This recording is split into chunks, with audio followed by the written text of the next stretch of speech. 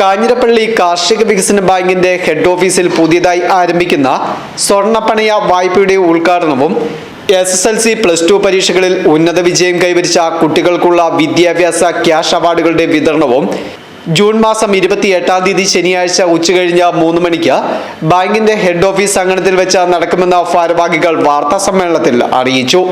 സ്വർണ്ണപ്പണയ വായ്പയുടെ ഉദ്ഘാടനം Kerala government chief whip doctor N. ജയരാജും വിദ്യാഭ്യാസ ക്യാഷ് അവാർഡ് വിതരണം സെബാസ്റ്റ്യൻ കുളത്തിങ്കൽ MLA നിർവഹിക്കും. കാഞ്ഞിരപ്പള്ളി കാർഷിക വികസന ബാങ്കിന്റെ നേതൃത്വത്തിൽ നമുക്ക് സ്വർണ്ണ വായ്പ പദ്ധതി തുടങ്ങാൻ പോവാണ്.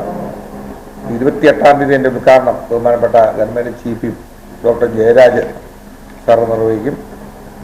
പിന്നെയുള്ളത് നമ്മുടെ വിദ്യാഭ്യാസ അവാർഡ് നമ്മുടെ താലൂക്കിൽ ഉന്നത വിജയം നേടിയ വിദ്യാർത്ഥികളെ ആദരിക്കുകയും അവർക്ക് ക്യാഷ് അവാർഡ് വിതരണം ചെയ്യുന്ന ബഹുമാനപ്പെട്ട Poonjar MLA advocate Sebastian Kulathingal നിർവഹിക്കും.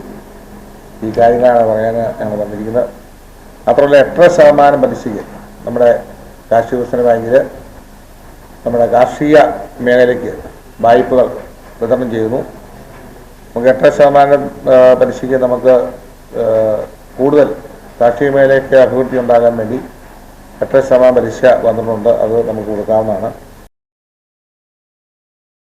ഉദ്ഘാടനത്തോടനുബന്ധിച്ച് സ്വർണ്ണപ്പണയ വായ്പയ്ക്ക് 1 മാസത്തേക്ക് പലിശ രഹിത വായ്പയും കാർഷിക വായ്പകൾ 8.5% പലിശ നിരക്കിലും വിതരണം ചെയ്യുമെന്നും ബാങ്ക് പ്രസിഡന്റ് സാജൻ തുണ്ടുക അറിയിച്ചു.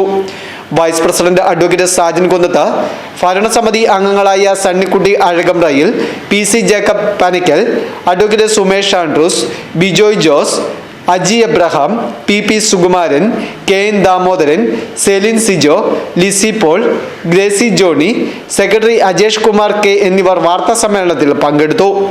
News bureau, Kanjirappally.